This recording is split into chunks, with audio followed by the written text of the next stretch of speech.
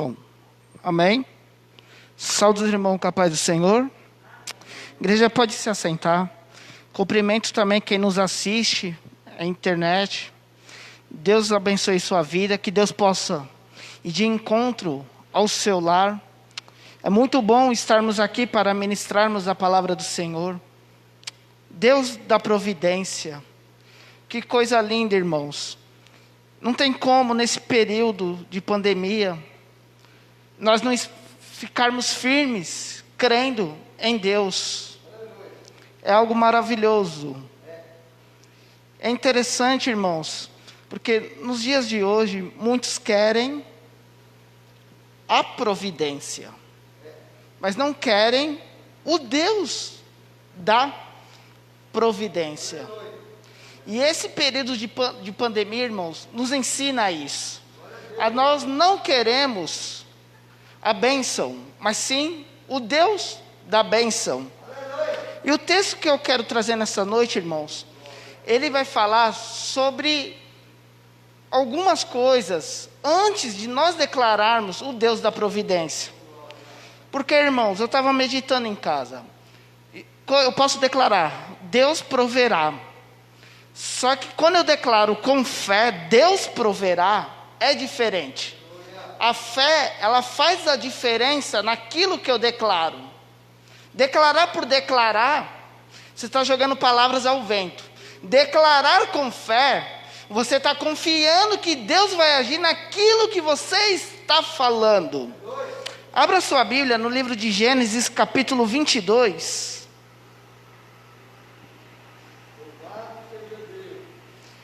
Eu gosto muito desse texto, tem muito aprendizado para as nossas vidas, para nós que somos servos do Senhor. Gênesis 22.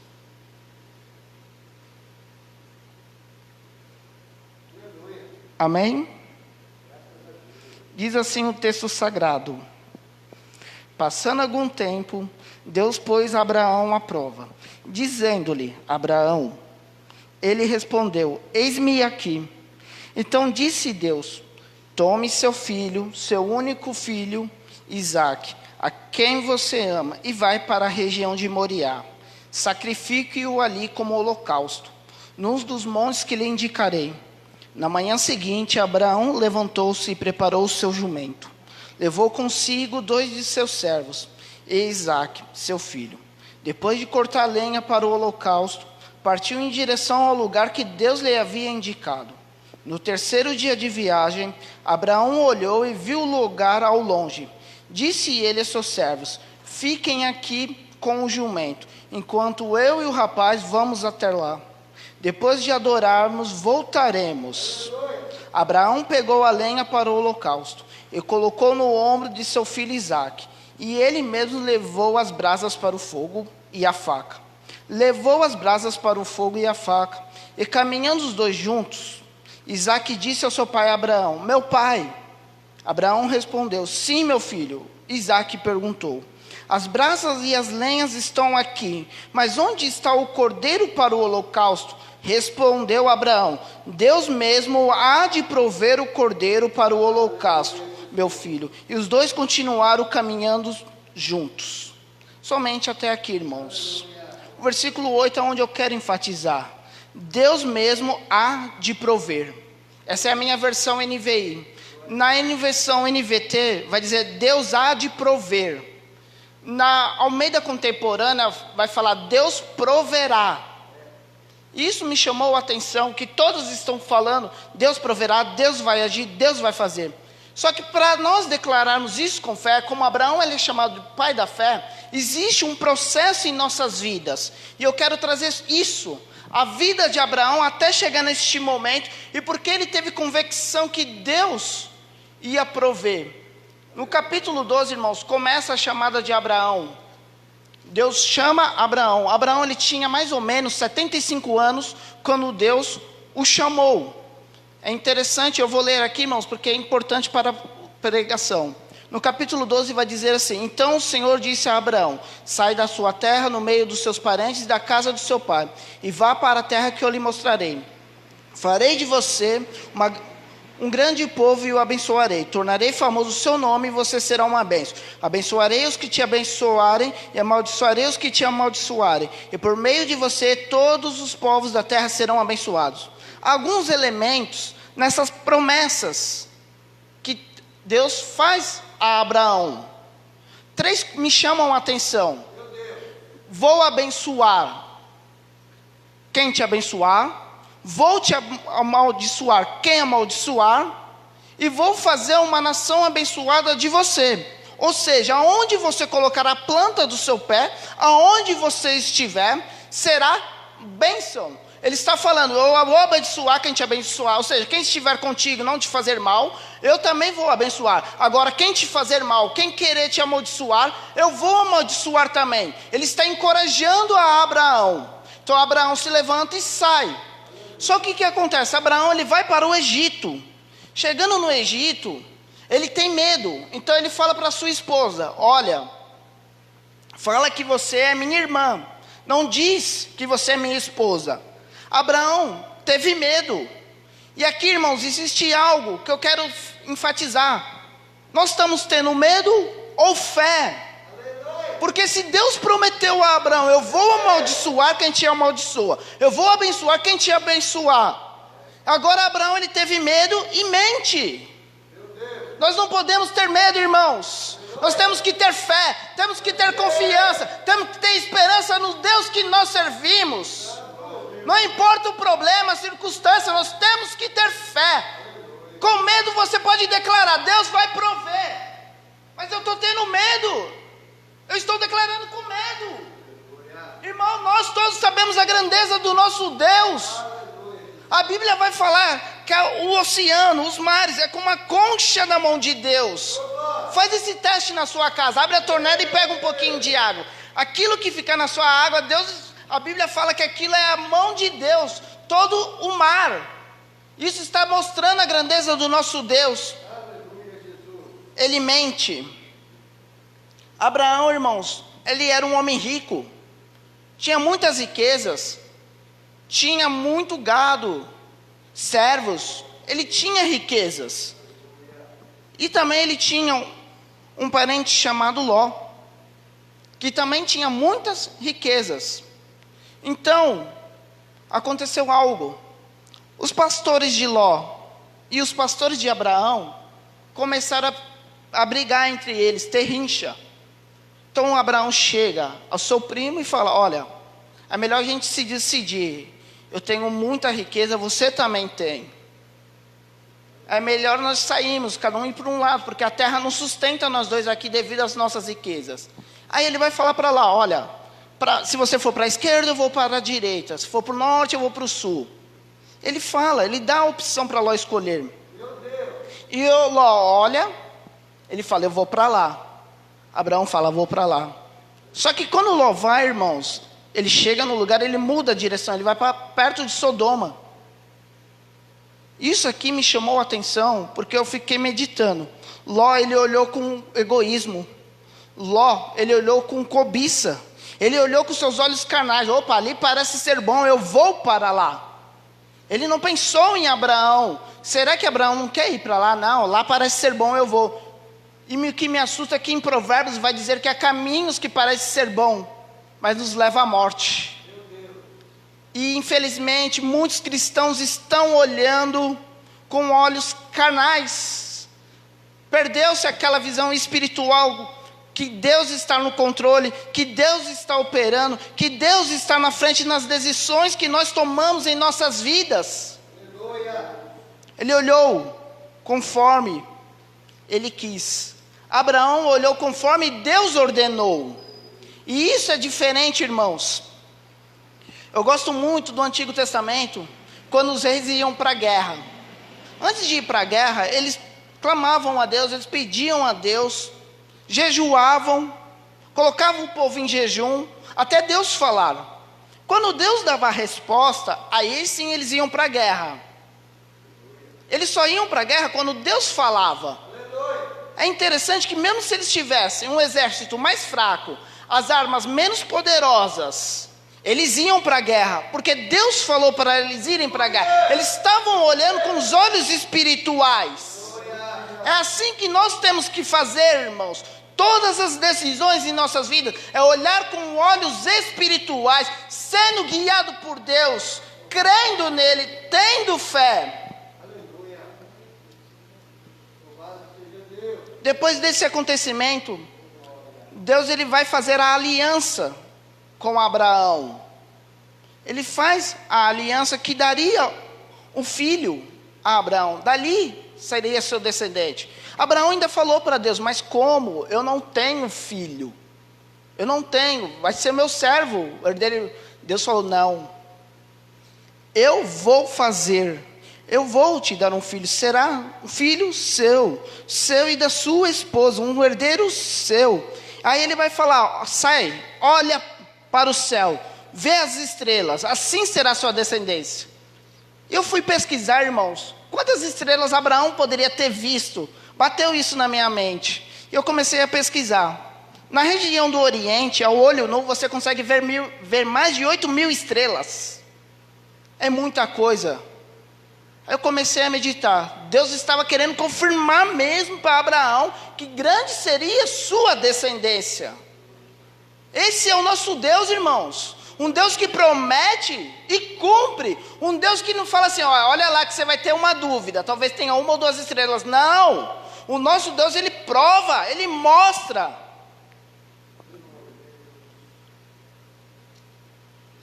Depois disso, irmãos, Deus ele vai falar algo para Abraão. Que sim, vai ter o seu filho. Seu filho está para vir. Seu filho há de nascer.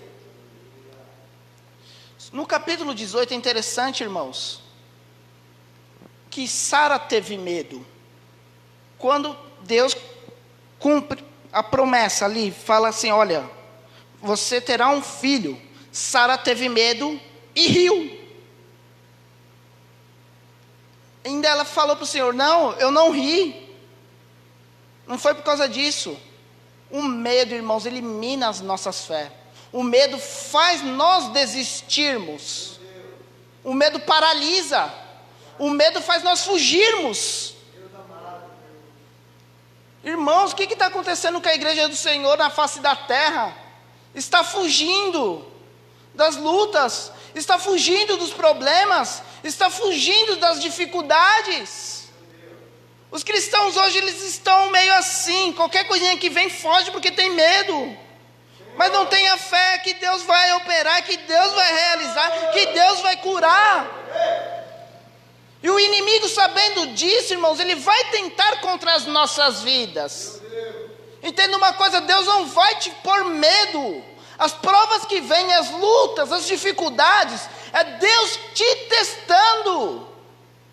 É Deus te mostrando, é Deus te preparando. Deus não tenta ninguém. Deus, ele prova. Infelizmente é algo que a igreja esquece. Que Deus, ele nos prova, irmãos, a todo momento, para saber se nós somos dignos, se nós somos servos. Nós precisamos disso para aprender sobre a providência de Deus. Entender que Deus é provedor. Quando Deus fala com Elias para ele ir até o rei profetizar, ele vai até o rei, ele profetiza para o rei que não ia chover durante 3 anos e meio. Aí Deus fala: olha, agora vai para o deserto. Elias vai para o deserto, ele é obediente à voz de Deus. Chega no deserto, irmãos, não tem comida. E agora? Deus manda corvos para servir ele. Isso é providência de Deus.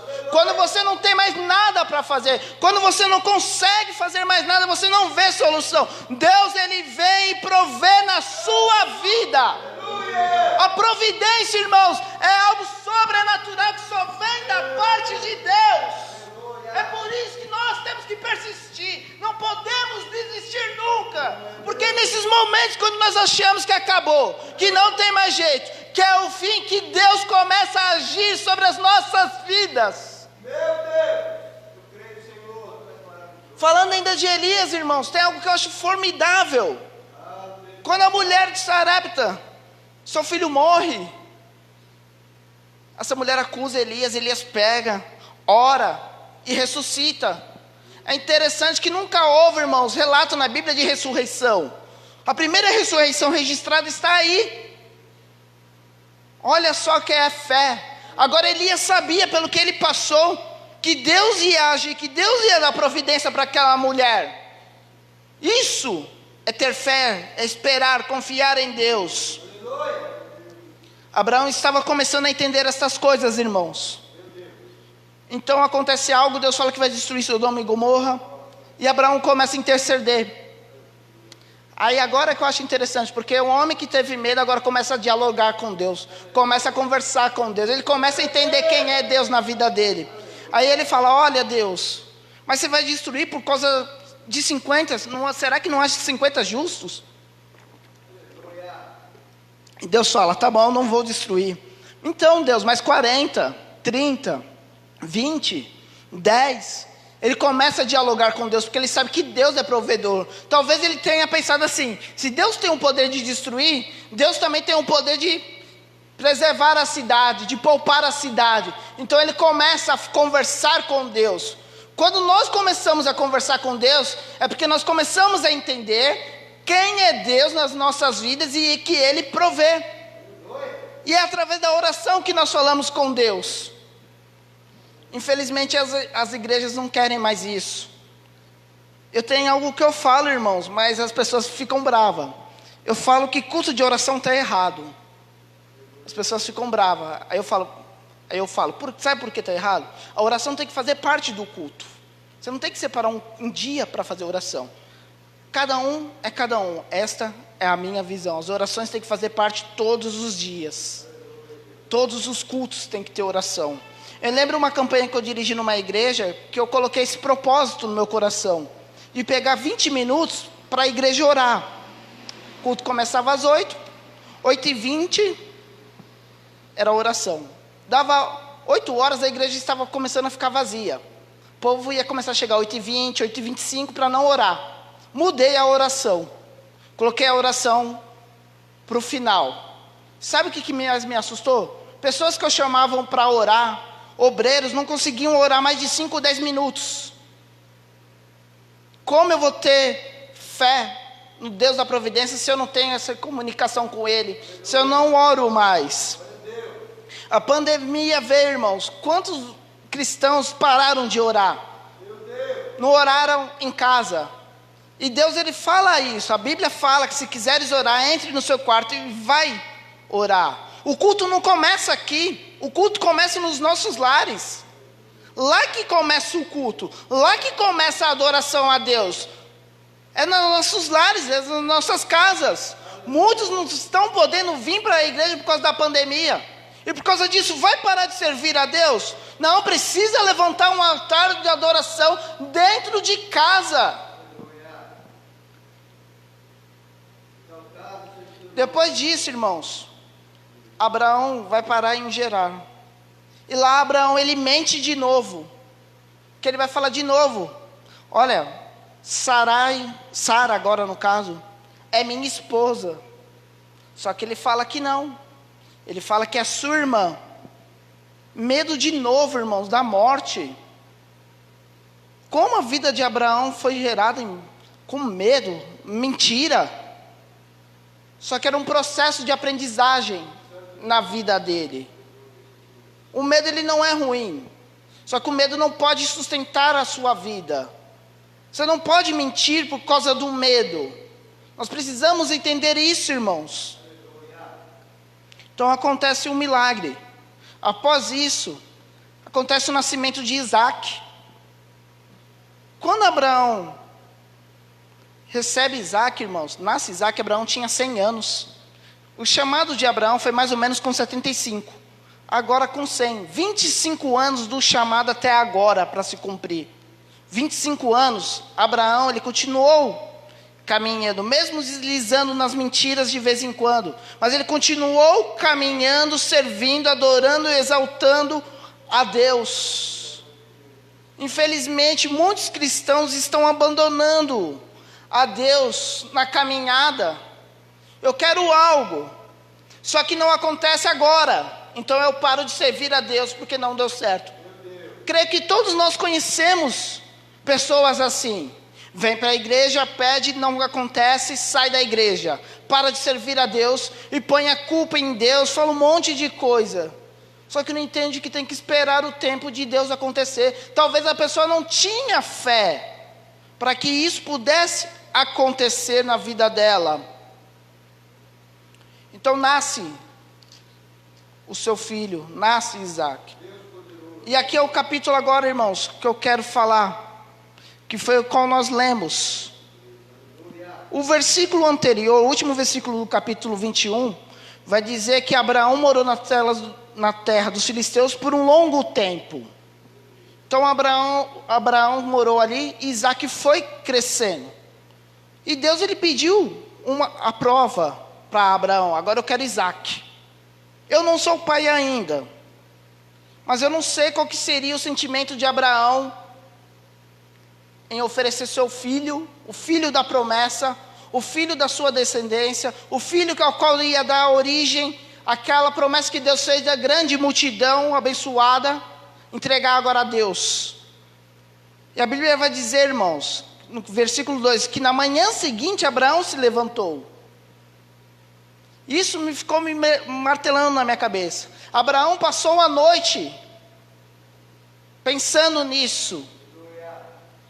Quando amanhece o dia, ele pega seu filho, chama 2 servos e vai oferecer Isaac de sacrifício. A Bíblia vai dizer que eles caminharam durante 3 dias para chegar no monte, para oferecer. Irmãos, já pensou que estava martelando na cabeça agora de Abraão? 3 dias eu tenho que dar o meu filho, eu tenho que oferecer o meu filho, eu tenho que fazer esse sacrifício. Já pensou?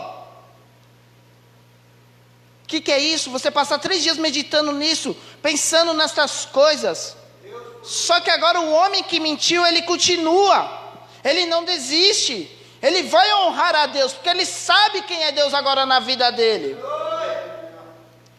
O versículo 5 vai dizer: fiquem aqui com o jumento, e quando eu e o rapaz vamos até lá, depois de adorarmos, voltaremos. Ele não diz eu voltarei, ele sabia o que ia acontecer, mas ele fala eu e o rapaz voltaremos.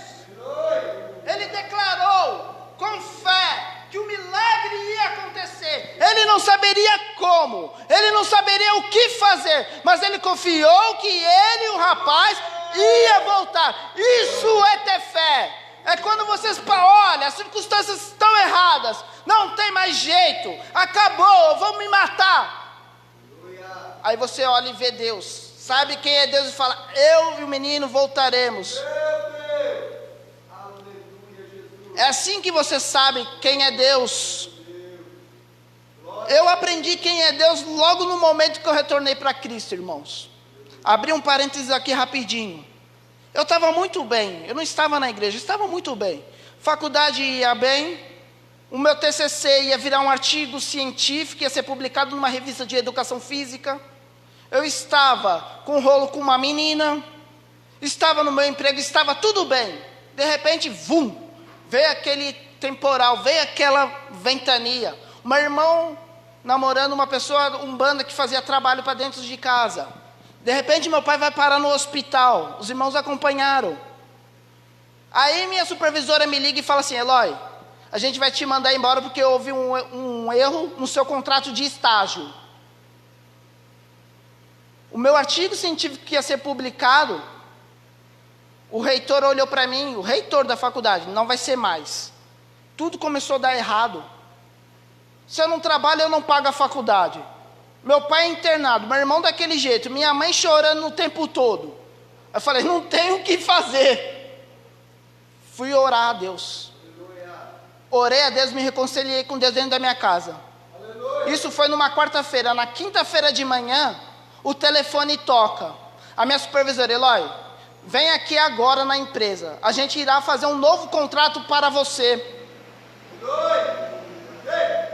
Eu comecei a olhar, comecei a meditar. Falei, mas o que está acontecendo? Era Deus provendo na minha vida. Era Deus realizando. Eu aprendi Isso, na prática, quando não tem mais jeito, é buscar a Deus. Quando Isaac e Abraão vão até lá, irmãos, o filho olha e fala: pai, eu estou vendo tudo aqui, mas eu não estou vendo o cordeiro, eu não estou vendo o sacrifício. Então Abraão olha: Deus proverá. Será que eu e você teríamos esta fé neste momento difícil, de falar: Deus proverá? Isso foi uma prova na vida de Abraão. E nas nossas provas, e nas nossas lutas, e nas nossas dificuldades, nós podemos falar: Deus proverá? Meu Deus. Essa é a diferença de quem serve a Deus e de quem não serve, irmãos. Se nós que servimos a Deus não declaramos, não temos fé, então não estamos servindo a Deus corretamente. Desculpa, estamos perdendo tempo. E servir a Deus não é perder tempo. Servir a Deus não é algo triste, angustiante. Não, servir a Deus é ter a certeza que Ele está contigo e que Ele cuida de você, que Ele vai operar.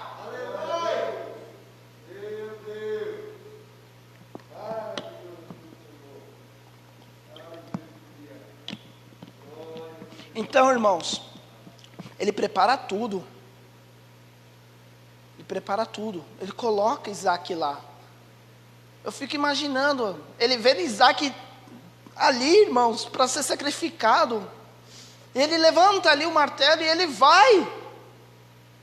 Eu falei: meu Deus, eu queria ter só 1% dessa fé. Porque se sou eu, talvez eu não conseguiria levantar o martelo. E ele levanta. A hora que ele vai cortar o menino, Deus fala: para, Abraão, para. Se Deus não agisse, com certeza ele tinha cortado. E ele vê que Abraão ia fazer aquilo por amor a Deus. E depois disso, irmãos, lá no versículo 17, tem algo que eu gosto muito, que vai dizer assim, logo no comecinho: esteja certo que eu abençoarei. Esteja certo. Deus provou, Abraão passou pela prova, e agora Deus fala: esteja certo. E todos nós sabemos que aconteceu a promessa se cumpriu, mas para que a promessa tivesse conseguido cumprida, Abraão teve que passar por todo este processo. É um processo, irmãos. Aceite o processo que Deus tem para a sua vida. Aceite este processo, é da parte dEle. Ele que planejou. O deserto, irmãos, não é porque você errou, porque você pecou, porque você falhou. Não, o deserto está planejado para a sua vida. A Bíblia fala: quando passares pelo fogo, quando passares pelas águas. Eu acho interessante porque quando, não está falando talvez você vai passar, se acontecer. Se você errar, você vai passar. Não, está falando quando passares. É uma promessa que todos nós iremos passar. Só que também é uma promessa que o fogo não vai queimar, que nós não vamos nos afogar. É esse Deus que eu e você servimos. Este é o Deus da providência. Este é o Deus da providência, que deixa sim você passar pela luta, que deixa sim você passar pela dificuldade, mas é ali que Ele te liberta, é ali que Ele te restaura, é ali que Ele te torna mais forte, é ali que você vê as bênçãos dEle acontecendo nas suas vidas, é ali que Ele derrama dons espirituais sobre a sua vida, é ali que você vai ver milagres que seu olho nunca viu. Quando foi que o povo de Deus viu a coluna? No deserto. Depois disso, nós temos alguém que viu uma coluna? Nós vimos alguém que as roupas não estavam estragando? Foi no deserto. É no deserto, irmãos, que Deus vai prover nas nossas vidas e vai mostrar quem Ele é. Saia nessa noite, irmãos, com essa convicção que Deus proverá na sua vida e que tudo é um processo de aprendizagem. Amém? E assim eu agradeço a oportunidade em nome de Jesus.